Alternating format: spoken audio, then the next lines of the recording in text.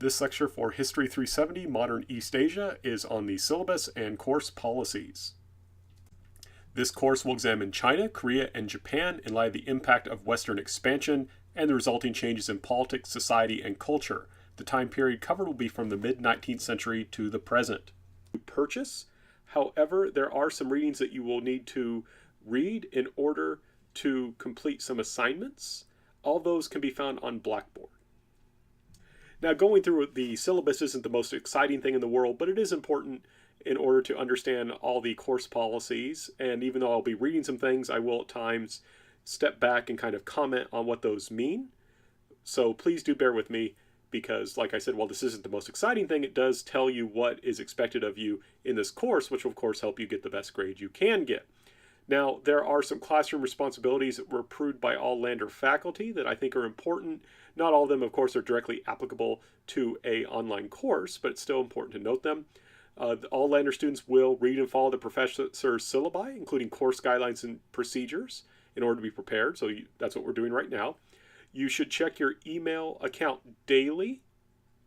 I will be sending out emails often. That's my major way of communicating with students. And one thing I have to really stress is, because this is like a summer class, basically every day and a half or so is like equivalent to a week during the regular school year. So if you just decide, well, I'm not going to check email for 4 days, you may miss out on some really important information, especially if there's a change or something like that. So you do want to check daily. You need to be aware of course, professors' absence and tardy policies. I don't really take attendance in this class, but I do expect people to check Blackboard regularly to complete the assignments. And one thing I should point out too is there are these kinds of weekly password assignments, and that's basically the way I check attendance, is to make sure that people email me with the password. I'll talk more about that later. It's important to communicate concerns that you have about the class to me, including if you don't understand something. I am happy to answer questions. I typically often check email. And if something's really complex, I would be available by phone as well. I'm not often in my office, but we can figure out some way to communicate. But during the summer, I am in my office. Sometimes I can also meet with you in person. Of course, be courteous, even though you don't need to worry about sleeping in class because, we're not going to be meeting, in person. It is still important to be courteous. For example, sometimes a student will email me and ask for help, and then I'll help them, and I'll never hear back. I'll never receive a thank you. I'll never receive an email that acknowledges that what the information I gave them did help. It's very important to just send the thank you. And it takes about 10 seconds to thank someone. And that's important to do. Not to give, use, or receive unauthorized aid in academic activities. These are serious violations of academic integrity. Make sure you do your assignments on your own, for example. And know and accept the consequences of committing plagiarism, which include receiving a failing assignment grade, failing a course, or being suspended from the university. So academic dishonesty, a student who's found guilty of academic dishonesty will receive the grade of 0 on the assignment, and in the event of the violation is sufficiently serious, an F for the semester grade. According to the Lander University Student Handbook, academic dishonesty includes cheating, plagiarism, or the giving or receiving of oral or written information in order that the student may receive undeserved credit for work. For more specific information on this topic, see the handbook. There's two things I want to emphasize about this. First of all, it's an issue, I think, of justice and fairness. If you have a student who works hard to get a B, and then you have another student who just cheats and also earns a B, I think that's unjust and unfair. So that's a problem, right? And that's why I tend to try and do my best to police this, to make sure that people are actually doing the work to get the grade. One other thing I should point out, most of the time when I catch people who are engaging in cheating or something like that, it's usually what has happened is you have a student who's doing well, who is doing their hard work, and then another student who's lazy and just says, oh, can you let me copy? And then they both get the 0 when I see it. So this is the thing, right? If you're that student who is gifted, who's working hard, who is earning good grades, don't let other people just copy you, right? They're not your friends. They don't care about you. They're just being lazy and don't want to do the work and think that they deserve to still get the grade. And they will guilt you. They will say all these things like, oh, you got to help me out. You got to help me out. That's not someone you want to have any kind of relationship with, because they're selfish and they're just trying to use you, bluntly speaking. And you don't need, life is too short to be involved with people who are just trying to use you.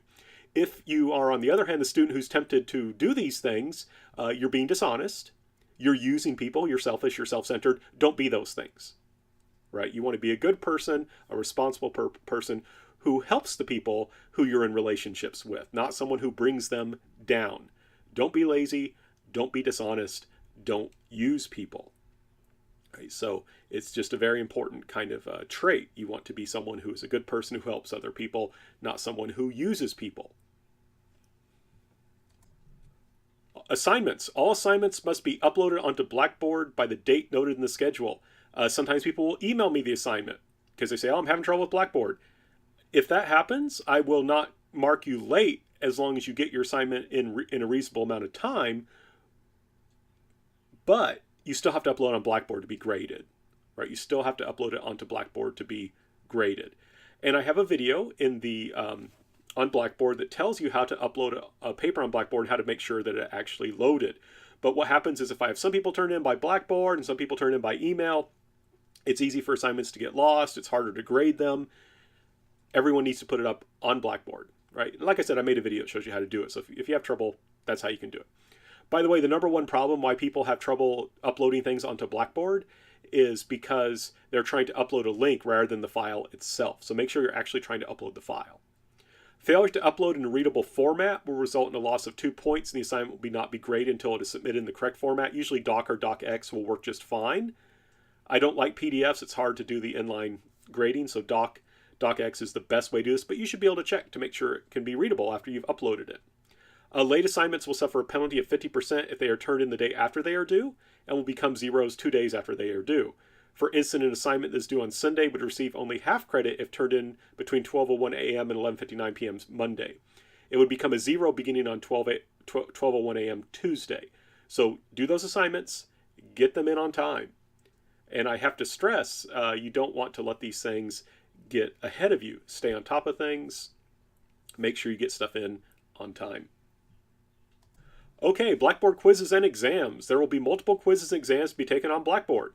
They will usually become available Wednesday mornings and must be completed by 11:59 p.m. Sunday the week they are assigned unless otherwise noted in the schedule. So I don't make them do like the Monday. And if you we'll look at the schedule later, but I usually assign things by week. And I don't open those things up on Monday because sometimes people take them accidentally or they take them without doing all the things they need to do. So I at least want to delay things till Wednesday. If for some reason you, because this is a summer class and I want things to be as flexible as possible, maybe you're planning on going on vacation that week and you're going to do things, you want to do things early, you can email me and I can make your test available to you early, but you need to email me and tell me that that's what you want to do. Otherwise, it's just going to be available on Wednesdays. The quizzes and the exams will be timed with 1 minute being given for each question. For instance, if a quiz has 30 questions, a student will have 30 minutes to complete it. So keep that in mind. There is a time limit. 1 minute is reasonable if a student has learned the material. People who ask for more time, generally it's because they didn't learn the material and are trying to Google things or something, which you shouldn't do, it's cheating. Students will be allowed 2 makeups for such issues as technology problems or a missed deadline. So sometimes someone will just have they'll try and take their exam at 10 p.m. Sunday, they'll have a tech problem, they won't be able to fix it. Or they're going to fill in, they plan to take it sometime on Sunday, and they fill in for someone on an extra shift and at some restaurant or something, and they just forget about it and they don't take it. So there's up to 2 makeups for such issues, but in order to qualify for that makeup, you need to inform me by the end of the day after the quiz or exam was due. For instance, if a technology problem prevented you from being taken from taking an exam on Sunday, a makeup would need to be requested by the end of the day, Monday. Failure to request a makeup by this deadline will result in a 0 for the quiz or exam missed. Now, like I say, you've only get 2. I don't want people to, if I just say, well, it's unlimited, people are just going to abuse it and use it to get extra study time or to cheat or something like that. But you have up to 2. Like I said, you have to let me know by Monday if you have forgotten or if you have a technological issue or something else like that comes up. If you tell me another time, if you tell me on Tuesday, it's unfortunate, it's a 0. So you want to be very clear about that. You need to stay on task for the class. One thing I should point out, quizzes and exams are open note. We will talk about the study guides later, but quizzes and exams are open note. Working with another student, though, or using another student's notes will be considered cheating, though, and treated accordingly. So keep that in mind. And there are ways I can check this. I'm not going to tell how because I don't want to make it easy for people to try and get around it, but I can check this. So you want to make sure that you're doing your own work.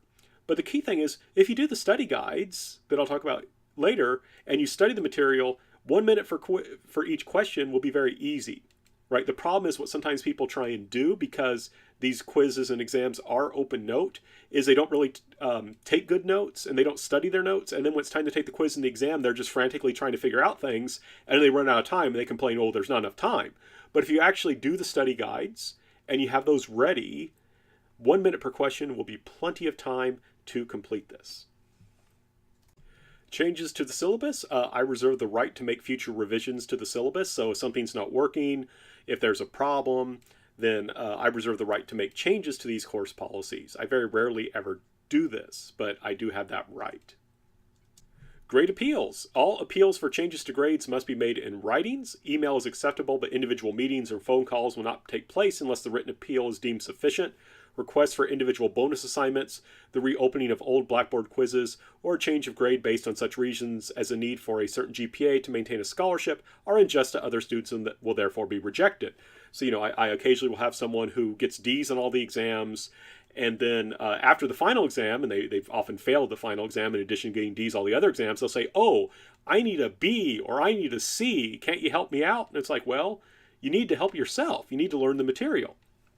And we have to remember I have a somewhat different perspective, because the question I ask myself when I'm assigning grades, in a sense, is, are these people like on the same level, right? And if I take a D student and just say, oh, okay, that's fine, this person needs a C, I'll give them a C, that's not really fair to the C students who actually earned their C's, or the students who actually earned their B's, right? This person worked very hard, they know the material, this person didn't. How do they, in any way, shape, or form, deserve the same grade, right? Basically, the grade is a way of certifying on your transcript that you have performed to a certain level. And so it doesn't make sense to give people who do D-level work C's or B's. So you need to think to yourself, what is the grade I need to get in this class? Let's say it's a B. And if you're getting anything less than B's on your exams and your assignments, you need to start changing how you're doing things and do work to improve your grade, right? You need to do work to improve your grade. So the key thing is to know what you need to do, right? What the grade is you need to earn. And if you're not earning that grade, if we had the first week and you want a B and you get a D on the first exam, we need to talk and we need to figure out to help you get the grade that you want by earning it, right? It may seem kind of curious to have an inclement weather policy for online classes, but it does make a difference, because you may face issues where you're at that may make it difficult for you to complete assignments. So circumstances may arise in which inclement weather impacts online classes. If the university or course instructors experience inclement weather or natural disasters that cause power outages or technical failures that prevent work from continuing as scheduled, students will be informed of the situation, and if necessary, deadlines will be adjusted accordingly. Likewise, students may be impacted by weather events or other natural disasters that impede their ability to participate in online classes. In such circumstances, students should contact their instructors as soon as possible and provide evidence of the situation if instructors request it. Instructors will make reasonable accommodations up to the point that students have missed too much time or work to continue their classes. In such situations, university support systems will help students determine the best course of action. If you now or develop during the semester a physical or a learning disability, you must contact the Lander University Wellness Center to receive reasonable accommodations. Once the Wellness Center has received appropriate documentation, your instructors will be informed of approved accommodations.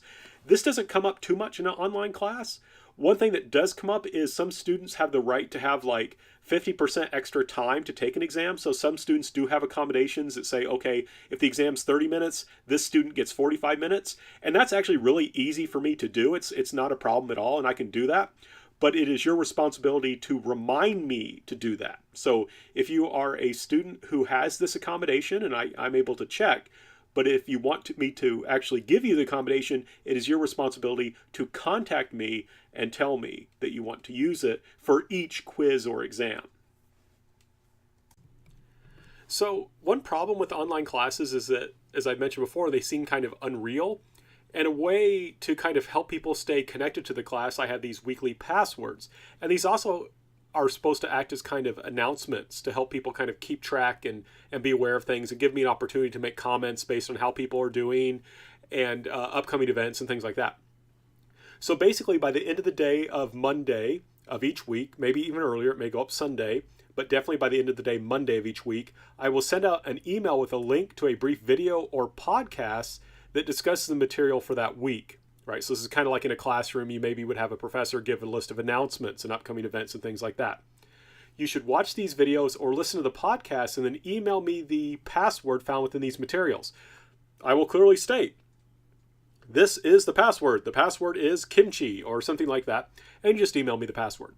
I probably will not respond, but that's just a way to kind of keep everyone kind of up with things, keep up with announcements. Remember, I may not respond because I have a bunch of students who will be sending in passwords, but I might, if there's an issue or that is a kind of reminder to me, it's like, oh, this student did really well in the last exam. I should, encourage them to keep up the good work.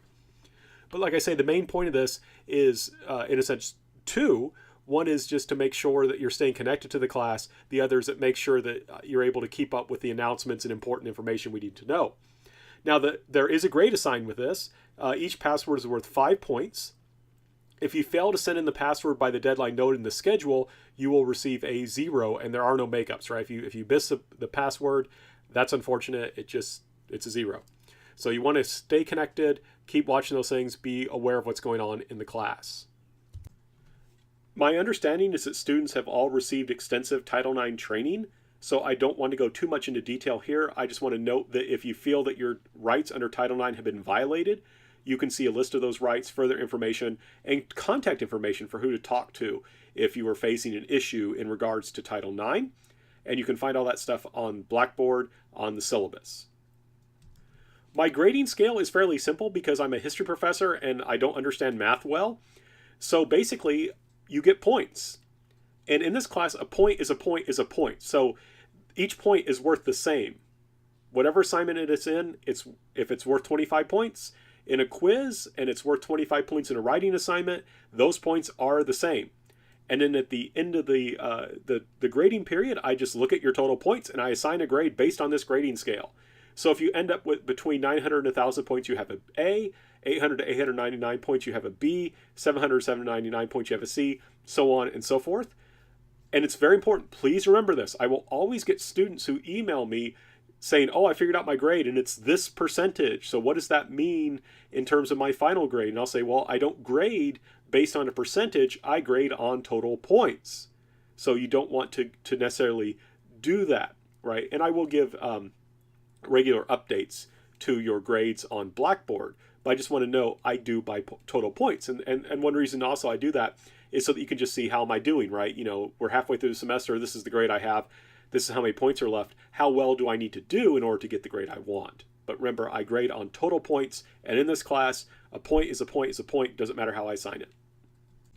So the grade breakdown, here's where all the points come from. There is an introductory quiz. It covers material from the syllabus video and from the succeeding in an online video and from the syllabus itself. That is worth 10 points. I also use that quiz as a way just to people who maybe aren't familiar with taking Blackboard quizzes to kind of help them. So the introductory quiz, unlike every other quiz that I have, is you can take it as many times as you want. So take that quiz until you get all the points, right? You can keep taking it. It's going to take the highest grade you get. Keep taking it till you get all the points. And that's to kind of get people used to taking Blackboard quizzes, get them used to the way that I do things and the way that I ask questions. I like to ask not questions. I'll say, which one of these is not something? And you have to successfully find the one that doesn't fit with the other ones, right? So I'll say, which of these is not a reason why you should, or not a way that you should spend your time in preparing for an online class. And then there'll be 3 things that you should do and 1 thing you shouldn't. You have to find the one that you shouldn't. I like those ones because it's really hard to game them. You have to actually know the material to do it well. But in any case, that's that introductory quiz. It's 5 questions, so you'll have 5 minutes. There will be the weekly passwords. There's 6 of those. They're each worth 5 points. Writing assignments, there's 6 of those. They're each worth 25 points. The week 1 quiz, will consist of 30 questions, and each question is worth 3 points, giving you a total of 90. Week 2 quiz is the same. Then there will be a midterm in week 3. This is all in the schedule, which we'll go over shortly. It has 50 questions, so you will have 50 minutes, and each one of those questions is worth 4 points. The midterm will cover stuff from week 1, week 2, and week 3. Then you have the week 4 quiz, which covers the material from week 4, the week 5 quiz that covers material from week 5, and then the final will cover questions from the whole thing. So you want to make sure that you don't forget the material, right, that you actually learn the material from that first week, because that material from the first week will be on the midterm, and on the final. Week 2 will also be on the midterm and the final, and so on and so forth. So just keep that in mind. There are 1,010 points possible. I grade out 1,000, so that means built into the course there's an automatic 10 points bonus just built in the course. And that's one reason why you don't want to divide and to decide your percentage, because that can kind of mess it up and it makes your grade seem lower than it actually is.